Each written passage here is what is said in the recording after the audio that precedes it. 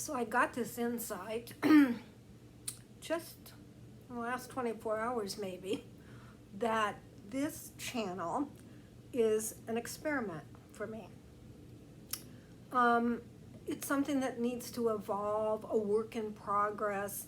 So as I'm making these videos, these recording videos for the YouTube channel, I'm realizing that I don't necessarily have a direction that I'm headed in.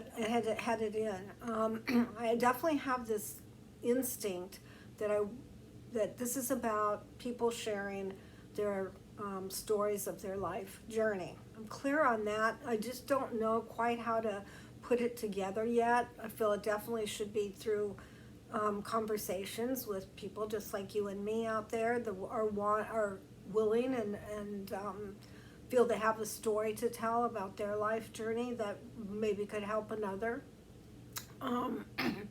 It's that kind of thing. We're going through such a challenging time right now. Again, we're still in December 2022, and in 3 days we'll be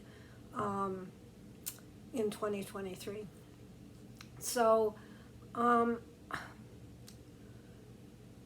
it is an experiment for me, and I have to say it feels risky. It does. It feels like, what am I really doing? Is somebody going to see this and really say, what the heck is going on? I don't know. But I just feel the need to actually do it. And so that's what I'm doing. So I'm calling this an experiment. It's going to evolve to wherever it's going to evolve to, and we'll see where it goes. But I thought I should at least state that, if to nobody else, myself, and be okay with that. So that's where I'm at. So that's part of my life journey story, I believe. That's it. I know in the several videos I do speak about, speaking our truth and being authentic and not feeling like we can't really say what's going on for us because we're afraid it won't be accepted out there or criticized.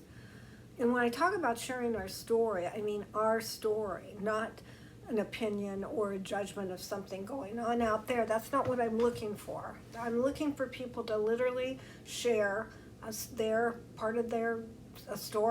that's part of their life journey, because I feel so much that is what will start to bring people together, because we're much more alike than not alike. And so your story, my story, is unique to me, unique to you. However, it's going to be similar to somebody else's story.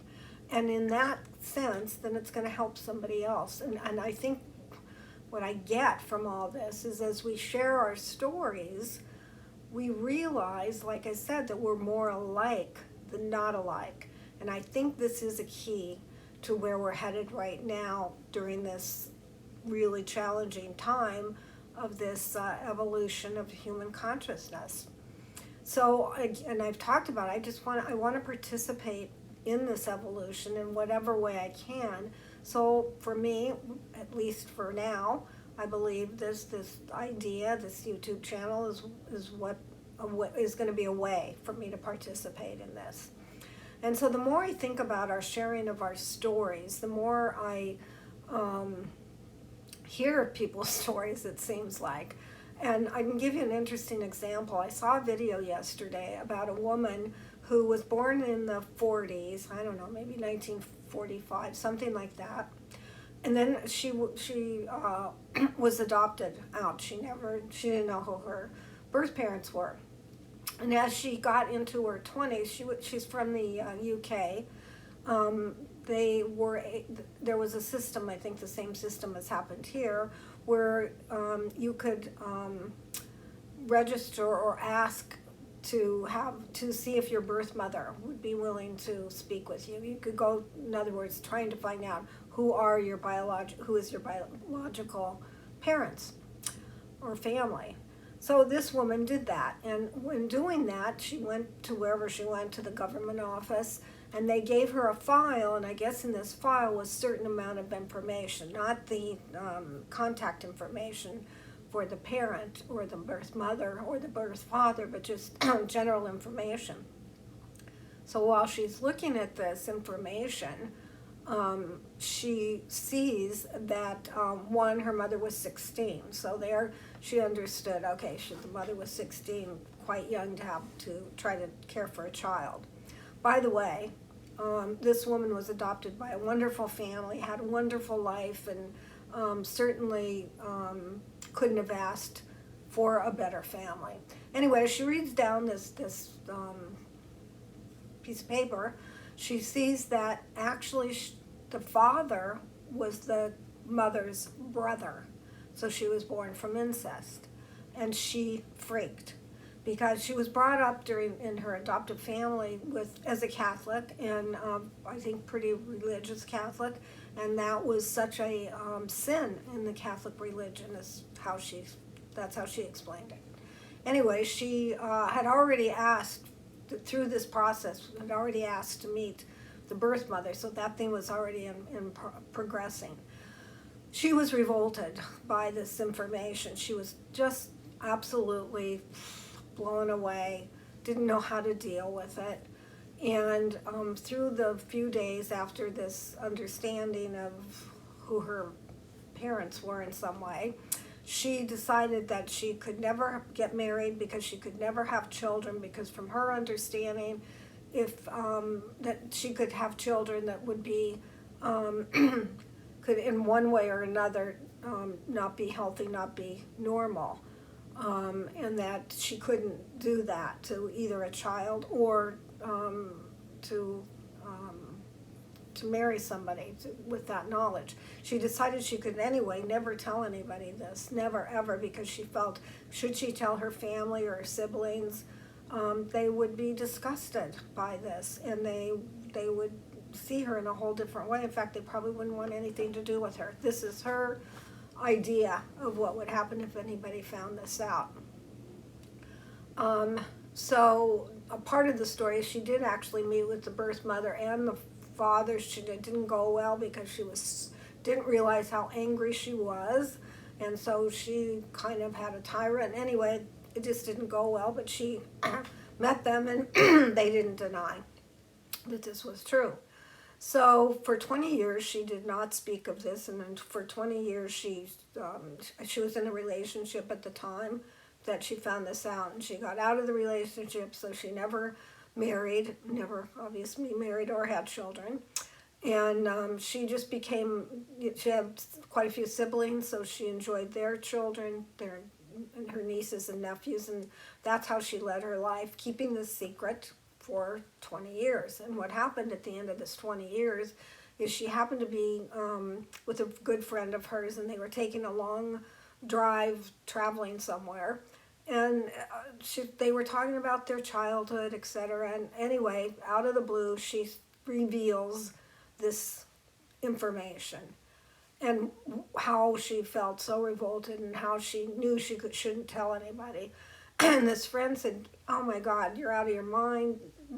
No one would think badly of you. It had nothing to do with you. You're an amazing person, and nobody would think like you think they're thinking. And you've got to let people know you've kept this secret, and it's ruined. It's literally was a driving force in how she did her life." So she did actually tell her siblings and her parents, and they all felt so devastated that she felt she couldn't have told them, and that she'd kept a secret, and that she kind of designed her life to live with this secret.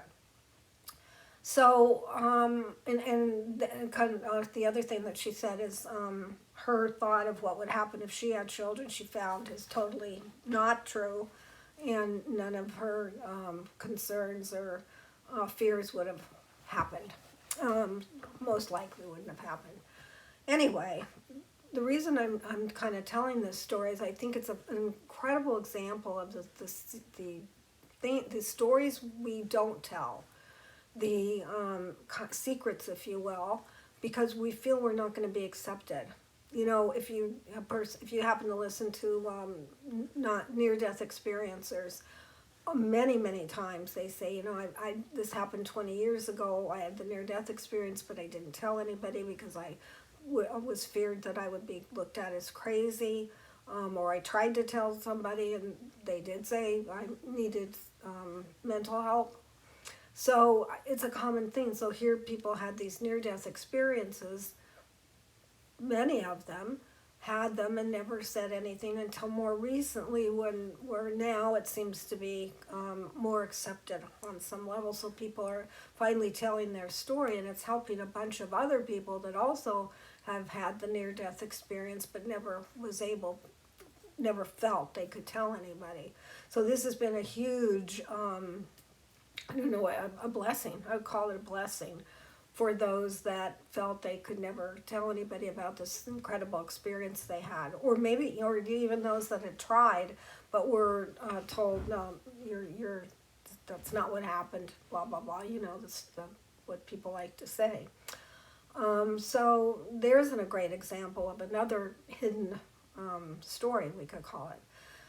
So what I'm trying to say is my feeling is we're more alike than not alike. And so here this near-death thing has exploded almost in social media with so many people coming forward. I mean, there's a lot of people doing interviews just only with near-death experiencers. And they're just more and more coming through with their different stories and yet similar. This woman that shared her story about incest, being born from part of an incest, probably has helped a lot of other people, possibly just by telling her story. Again, to find out we're more alike than not alike.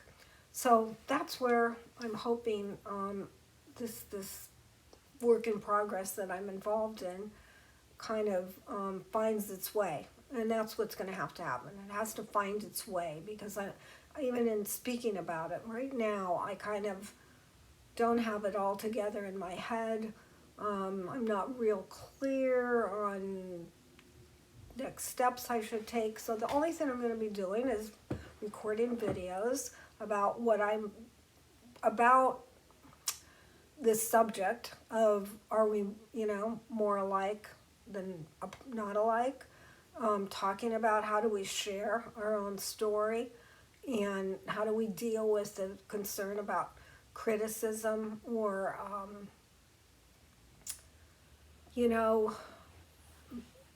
maybe why we don't. I do believe by not sharing these stories, like the woman that I just described who held her secret for 20 years, there is a consequence of that. In fact, she mentioned that she had quite a bit of health issues, not due to the incest, but just due to her anxiety around this. So by holding in these secrets, if you will, or these stories that you feel you can't tell, is not a good thing for a person to have to experience.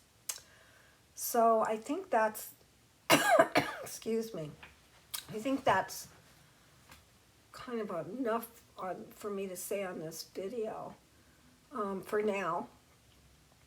If you have any thoughts about this, please let me know. My contact information is right below this video, so you can just contact me and I will get back with you.